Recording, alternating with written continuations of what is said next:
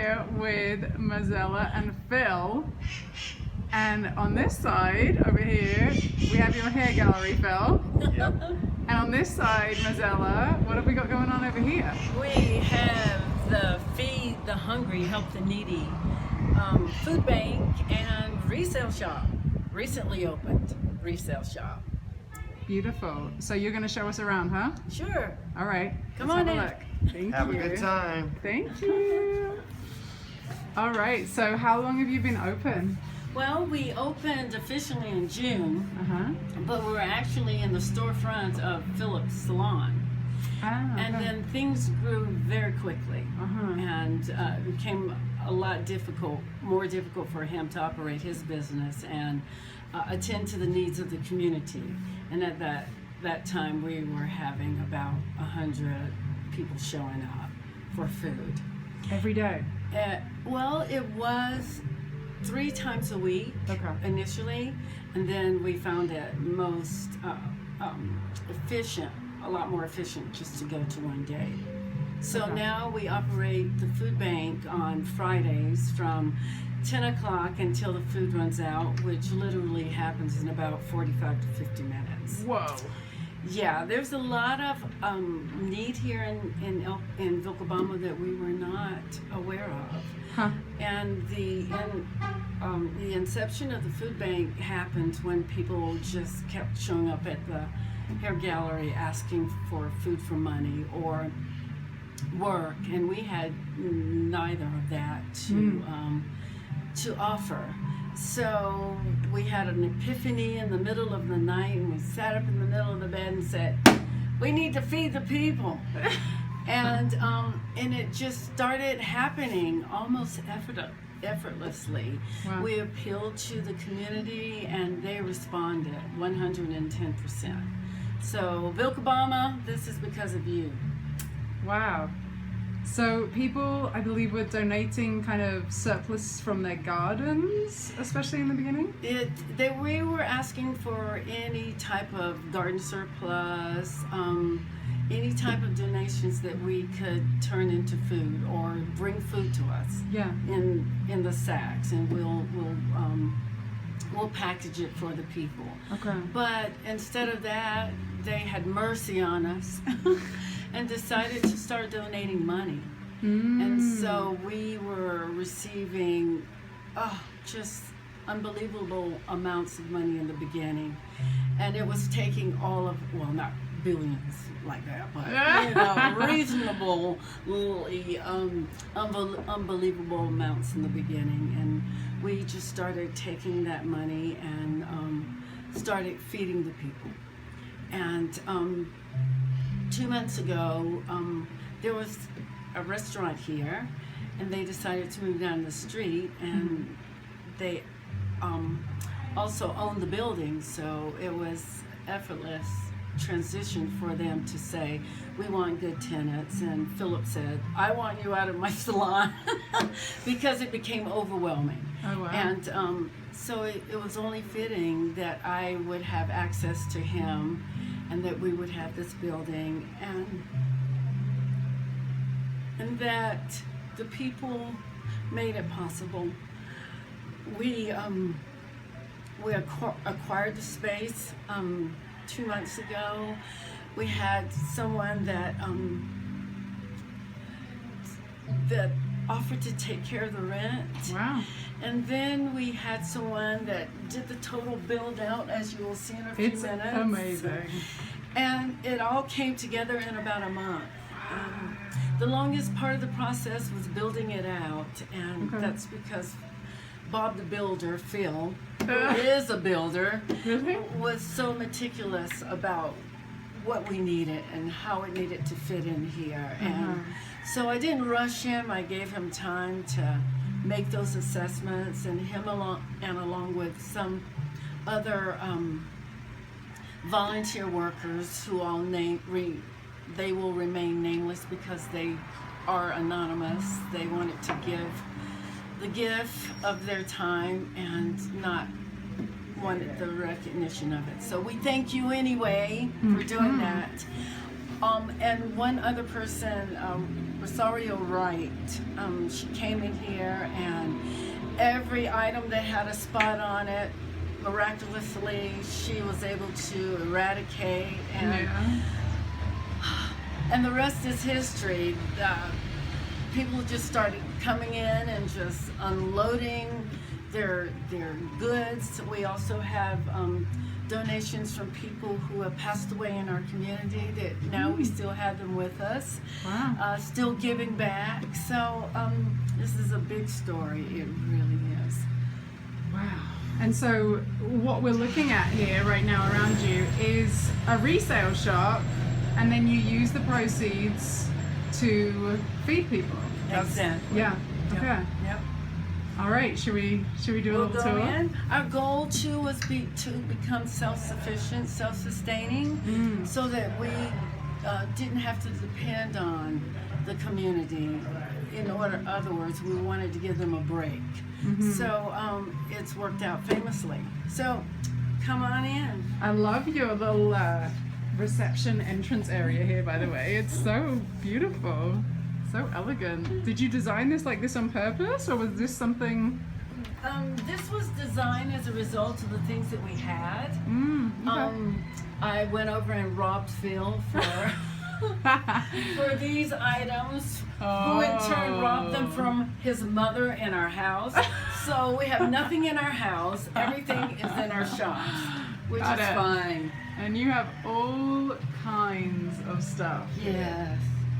We've had some big donations very recently from some businesses who have decided to relocate either in town or back to the U.S. And so one day I came in, and there were 3 big container crates, full of things that was donated from. Can I say? I'll say the Lotus Center. Thank you so much, Sharita. And toys and clothes and books and everything that would make up this type of environment, because people come in looking for everything. Yeah. Is this fridge for sale? Well, no. No, okay. This fridge was donated Okay. to us from the First Baptist Church in Corona, New Mexico. What? Yes, they happen to be on a mission here in town and donated this beautiful refrigerator for us. It's very It's sweet. perfect because we don't have a lot of space, and we use it to house some things, but more importantly, items that are like garden items that we might have overnight. Not really, because they all get given out the same day. But we're now embarking on this venture. We have the awesome tomato sauce, and the proceeds go to the food bank for the replenishment of food. You're making this? Or I'm making this stuff. Oh, and it's amazing. I'll let you taste it before you leave. Ooh. It looks good. And what do you use that amazing. for? You use it with pasta? Or? Pastas. Our favorite thing to use it for is called huevos ranchero, and it's where you put chips on the bottom, and then you put the tomato sauce, and then you put black beans, and then on top you do a 2-egg or a 1-egg huevo, and it's Philip's favorite dish in the whole wide world. Okay. So don't worry if we don't sell these, because he'll eat them all up. All right. He's always already complaining now we don't have enough. So yes. We got children's clothing. Yes. All these beautiful shelves. These were constructed by Philip. Wow. All of So the wait, so he's a shelves. builder and a hairdresser. A builder, a hairdresser, and an ex-pro tennis player.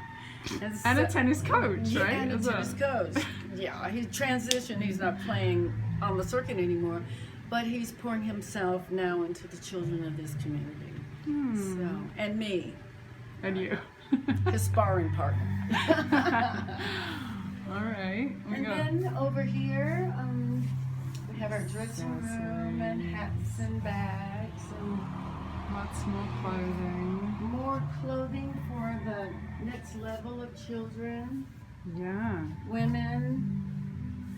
We even have some big men stuff over here, our men's section. That is rare around here. This is like gold around here. And I have to tell you that the most, our biggest shoppers are men. Really? Go figure.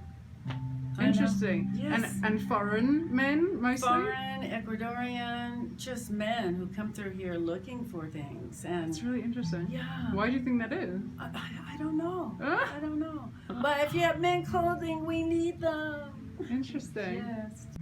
All right. So we were just talking about Phil's various skills and hobbies. It's not like you don't have anything else going on either. You want to tell people what kind of background you have? Well, mainly, you know, I'm finding more about myself each day as things come up. But in the San Francisco Bay Area, I was a jazz singer. Mm-hmm. And when we decided to come to Ecuador, I thought, no, I'll never do that again. It's okay, I can plant potatoes, I'll be happy. But we got here, and miraculously, among all the other things that we had to do to settle in, I was fortunate to meet probably one of the best musicians, composers, teachers in Loja. His name was Rafael Minga. Okay. And I was introduced to him through my oral surgeon. And for the last 3 years, we have been embarking on a music journey, which included a couple of performances last year at the Teatro Boulevard Theater in Loja. Really? We just had a concert this past weekend here that was, the band was on fire. Yeah. We have 6 members of the band, Okay. and we have a concert coming up this October again at Teatro Boulevard in Loja. So that keeps me busy. However, it's miraculous how those different avenues of my life take turns with each other. And so we do the dance. So it took us about a month and a half to build out the shop, and all of that time I didn't have that looming, imposing feeling of I needed to do music. It was restful and peaceful, and this became my star. Mm-hmm. And so now this is over. I guess we'll be going back into some music again. Okay. To include operating this shop 3 days a week. Oh, okay. And of course, with that comes the donation drop-offs and the rearranging of the store to accommodate our new things, and all the beautiful things that this opportunity is bringing me that I have absolutely no background in. No? So that's what I mean when I say I'm learning more about myself. So you have never run a resale shop before? Oh, no. I've always been on the other side of that desk, asking how much does this cost, and can you give me that one for a better price? But my experience for the last 25 or 30 years shopping in retail shops in the U.S. and in probably one of the most affluent areas, the San Francisco Bay Area, I was able to see how they went from the Salvation Armies, which were the minimal type of environment for this type of thing, to the grandiose, resale shops that have good causes, such as the cancer centers and the battered women centers. Mm-hmm. They all decided to be able to self-sustain themselves off this type of thing, resale shops. So we're not really in business to sell clothes, which is why our model is so different. We have personalized shopping. You come in and you shop like Oprah or Madonna. You get the store all to yourself. Oh, yeah? And you collect whatever items you're interested in. Then you bring them to the front desk and you make me an offer I can't refuse. Wow. And I will tell you, that the offers have been over and above that which we would have asked or even thought to ask for. Wow. And so it's been a win-win. People leave here and they think they made a deal, they struck a bargain, and we're excited that we have that revenue to replenish our food. So it's been really exciting. It's amazing. So you're already open 3 days a week.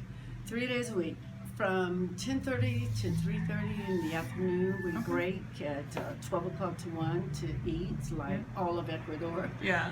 And then we come back, and usually if you don't, well, we're asking that you make an appointment so that it coordinates with your day. Yeah. And because we have personalized shopping, so we could manage that as well. Mm-hmm. But if you're in the area and we don't have someone in at the moment, then I invite you in to shop. So take advantage of that. It's brilliant. I love it. Yeah. And it's been working out. Obviously, you've been open about a month, you said. We opened right after Christmas. Yeah, the first weekend, last week in January, we opened. Okay. So that's not been very long. It feels like it though. Yeah. And then currently Fridays, you said that's when you make like a bunch of food? On You're Fridays, distributing? we offer to the community, and I'd like to say the poorest of the people in the community, the local staples such as lentils, rice, oil to cook with, a block of panela, what else? Pastas. Okay. And sometimes we get donated a lot of fresh items, such as green bananas, which they love to make repe with, or any garden surplus that gets dropped off that day. And we obviously don't have enough to feed all of the people, but we try and divvy it up as much as we can to add to the bags. Okay, so it's not like a kind of soup kitchen situation where you're preparing food and people are coming by. You're giving out like ingredients. We're for them. giving out staples. They can go home, and one bag can feed a family of 5. So they can stretch it the way they do, and it's food that they're accustomed to, so they know how to make it work. And we have a lot of transients that come through, people from Venezuela or people who have been displaced, and they don't have a place to cook. And we have people who donate money just for food vouchers, and we send them to a restaurant with a food voucher and say, feed these people. Wow. And UFO, give you a plug. UFO was the first to institute that idea for us. They say we want to help. Yeah. And that's probably one of the best restaurants in town. Yeah. So if you get a voucher for us, you can go to UFO and you can have a meal. The falafel platter, and you walk in, they treat you like a queen, and it's all free. It's on them. Yeah. Amazing. Yeah. How beautiful. How inspiring. Yes. Are you surprised with how everything's been going? Not really. No. Because we were sent here.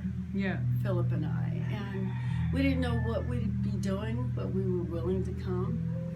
And you know, when you land in a place and everything has been sent before you and it welcomes you, you know you made the right decision.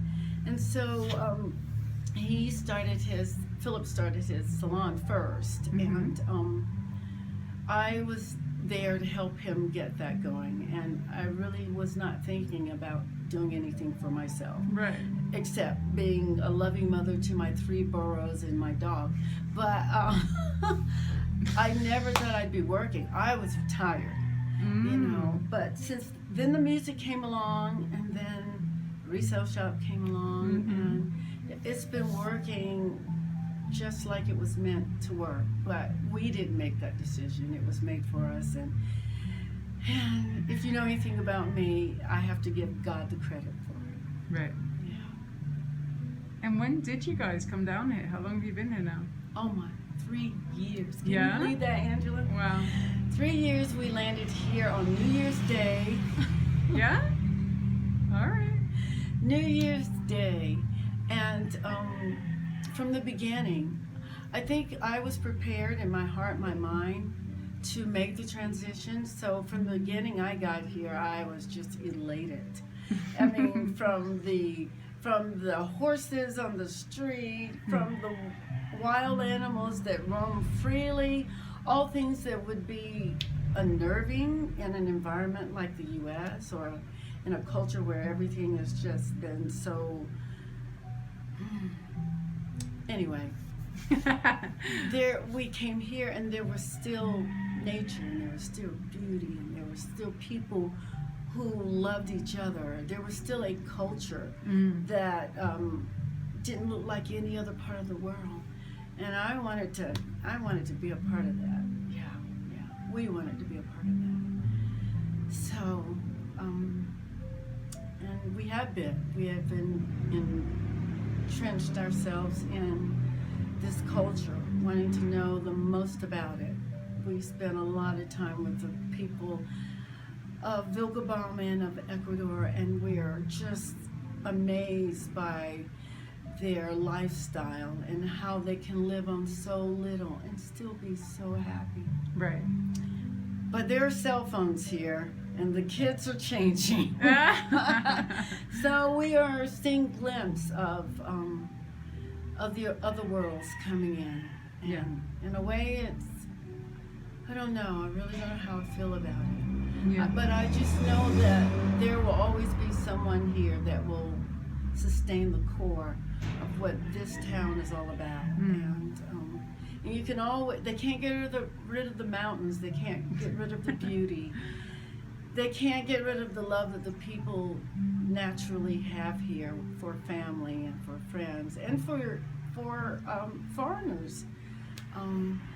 I just want to do my part to enjoy Ecuador and Vilcabamba and experience what they've experienced all their lives, and what they want to take from my culture and the things in our background.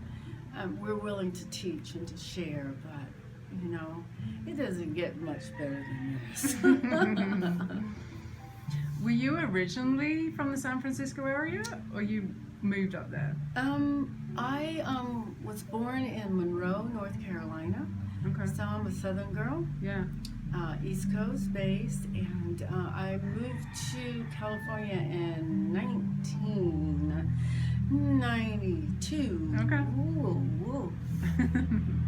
Yeah, it was during the time of the riots in LA, but I was spared all of that and had the fortune to move to Burbank, California, which was kind of like a little town like Vilcabamba, Yeah.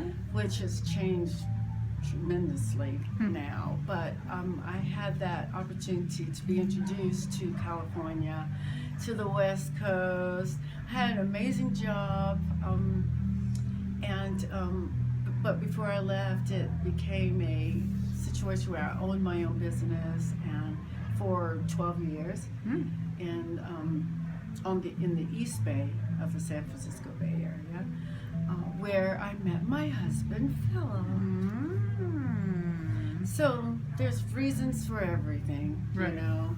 You just go with the flow, and then you find your flow. And you were singing with a big band there, right? Yes, Like big brass band. The last 7 years before we moved here, I had an opportunity to manage an 18-piece big band in the San Francisco Bay Area, where our genre was the old school era of big band sound. Wow. So I sang the Billie Holiday songs and the Ella Fitzgerald and Billie Holiday and blah blah blah, and was accompanied by a big band of music professionals. I mean, they were the best. Amazing. And so we were commissioned at the California Theater in Pittsburgh, California for those years. And every 6 months we did a big band show. Wow. And it was over the top. I bet. Amazing. Amazing that you're having those kind of experiences up there, and then you come down here to this tiny town. I'm still having those experiences here. You are. You're recreating them here. Recreating them here. But you know, once you've done something, you move on so you can do something else. And that's where it gets bigger and better, and you experience more and more, and you grow, you know, at that stage of your life. And so I'm not really looking back. I'm looking forward. I mean, when we did the first show last year at the Theater Boulevard, it was just amazing. That theater, a historical theater, which was exactly the same type of theater that we were commissioned in San Francisco. It was a historical theater that was renovated, and then they took us on as one of their acts. It's beautiful. And do you guys foresee yourselves staying here now? Like, this is kind of home for you guys now? Oh, absolutely. Yeah. 7 years ago now, Philip bought his mother and father, 80 years old, here to check out Vilcabamba for his brother, older brother back in the States. And they were here 10 days. And within that 10 days, they acquired 2 houses or a duplex in Cucanama, which they call Las Vegas. I know, you live in Vegas. So, and then they went away, and 3 years passed. They never came back because Philip's dad passed away. And it was his mom's dream to be here with him, and so she hasn't pull that plug yet to come here. Okay. And so she's 89 now, so the chances of her coming are slim and slim, but we still, Mom, we want you here. We want you here. So that's kind of what led you guys then ultimately down here. Exactly. After, well, you know, a vacant house here in Vilcabamba or in Ecuador is, you know, it'll get taken over really quickly. So we thought we'd come and claim our stake. And so we're living in that house now, but we're also building a home up behind Mom and Dad, so that if they ever decide to come, or at least Mom and the brother, they will have their house to come to. Okay. So we're actually maintaining that for them now. And you mentioned that you guys have 3 donkeys. We have 3 burros who we promised would never see the experience of the life here in Ecuador, which is pretty brutal. So we have Malcolm, who was our first, Ella, who is our mama girl, and Satchmo. Satchmo. Yes. And Satchmo is the baby that was born in January of this past year. So he's 1 year old, but he's as big as his mama now, or he thinks he is. And they are our delight. Yeah, they are such. We're training them now to ride. So any day now we'll be riding into town. Seriously? That's a promise. Yeah. Wow, you usually get around on motorbikes, you two. Now you're going to be getting around on donkeys. Yep. We're gonna improve the environment and not use. We're gonna use natural gas instead. Oh my goodness. Okay. And what inspired you guys to get donkeys? Well, you know, when I was back in the States and we decided to move here, one day I was doing some research on Ecuador, and I just came across this baby donkey, baby burro, and it took my heart. And we restored a house in the States before we came, and my husband's, he restored it totally by himself. I mean, totally by himself. But his building sidekick was our 18-and-a-half-year-old Pomeranian named Maxwell. Okay. And Maxwell's job was remind him when it was time for lunch. And so they would go to a sushi restaurant in town where they would let Maxwell slip in the door, because you don't do that in the States. Slip in the door in the back booth, and he would have sushi with Philip every day. Well, the day that we sold that house, Maxwell passed away. Oh, wow. So it was obvious that he decided he wasn't coming to Ecuador, and that was fine. But he bid us farewell. So after that, I'm like, we have no pets. And when I saw that burro, I said, when I get to Ecuador, that's what I'm having. Oh, Yeah. they are so sweet. Yeah, they are. Very sweet. How is your Spanish? How was it when you got here? How is it now? Well, fortunately, I've been riding on the coattail of Philip, Okay. whose mom and dad actually are from Guatemala. That's right. Yes. So he speaks fluent Spanish. Wow. And, okay, we're talking about mine, right? Poco. Yeah. But amazingly, it's amazing. I will go to Loja by myself to rehearse with my band, and for some reason they can understand my Spanglish. Yeah. And I feel very free to speak it. And if they want to correct me, that's fine. I encourage that. I appreciate it. Yeah. I have not had any formal classes because I just haven't had time. Plus, I don't get it like that. I have to live it, you know, and make it a part of my environment, make it a part of my conversation, the way I understand it. In short, I'm getting by.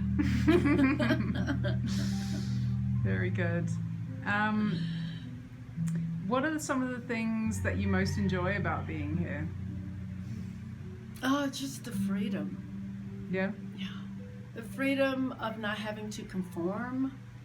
The freedom of being in an environment where I can step into the masses, or I can take myself out of the masses whenever I want, and it be a natural thing.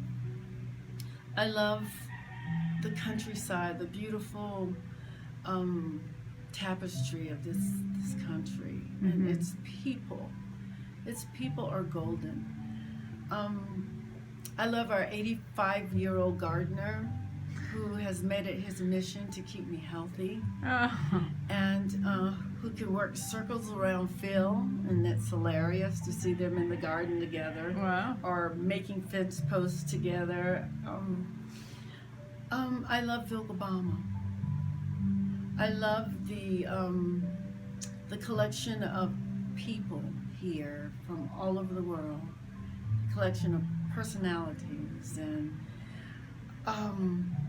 the resources that they brought with them, their past experiences, their past professions, which they get to integrate here in a much more comfortable environment. I just love the change from such a hectic and demanding environment in the U.S. California, it doesn't get any deeper than that. And I love being able to have had the opportunity to make that transition here, and that it be so fluid, and that it be so comfortable. And I can't say that we've had a bad day here. No. No, I can't say that. Oh, we were without water some days, without lights a couple of days, but it's like, wow, it's okay. It really is okay, especially when you think about people who are one of our the ladies that we visit for the food bank, because we do deliver for some people who can't obviously get out and come into town. She's been bedridden for the last 5 years, and it's my joy to deliver to her, and twice a week go, and I get to be her massage therapist, and I love it. And to serve people like that, but also to be in their environment and see how humble and how appreciative they are of every little thing. This lady does not even have electricity in her home. Can you imagine that? No. But she's so joyful when we go, and if I miss a Friday, a massage Friday, ooh, I get in trouble. But it's okay, because I know that I'm providing something for her, and she's definitely providing something for me. I have a 85-year-old mom back in the States, and my sister is her caregiver. She's not incapacitated, but my sister has the whole brunt of responsibility for my mom, and she's doing an amazing job. So when I go to Mamacita Maria's, it's like me taking care of my mom and sharing that experience with my sister across the miles. So yeah. Beautiful. Yeah. What would you say are some of the challenges, kind of issues, errors, complications people get themselves into when they move here sometimes? Maybe things they're not prepared for, things that surprise them. Well, they try and bring the U.S. here. Yeah. And it's not going to work. They also forget that they came here for a change, for a different life.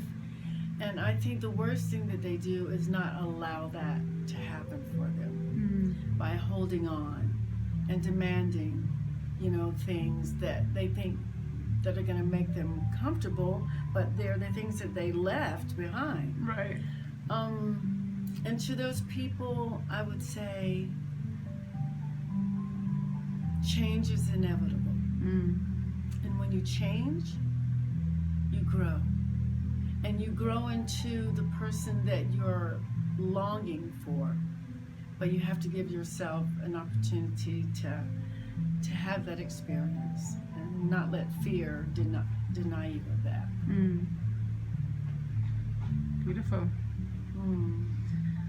All right. Any last words, thoughts, inspirations for people who are maybe watching this and thinking, that sounds amazing. I want to go there. I want to see Mazella's shop in person. Yeah. You want to come to Ecuador, and you want to leave all your cares behind. Yeah. And it may not be Ecuador, but wherever you find yourself and you feel that you're no longer adapting, you're no longer happy, just the world is your oyster. Just get yourself up and go where your heart leads you. Go with the courage that when you arrive there, everything that you need will greet you there. All right. And come see me. All right. Beautiful. Thank you so much, Mazella, for this interview and also for what you're doing, how you're showing up in this community. It's really beautiful to see. And I know you're making a huge difference in many people's lives, and, the ripples that go out from there even, right, to all the other people who you don't even necessarily know you're touching their lives. Well, I'm not doing it alone. I have to go on record by saying that. And every person that God has sent to me, they have been perfect, the perfect thing that I need. and I just get to kind of spearhead it, you know, manage it, make sure everything is according to vision. And vision is so important, and I don't take it for granted anymore because this was a vision. Now it's a manifestation. Yeah, here we are. Here we are. All right. Thank you so much. Thank you, Angela. You're amazing. Ciao.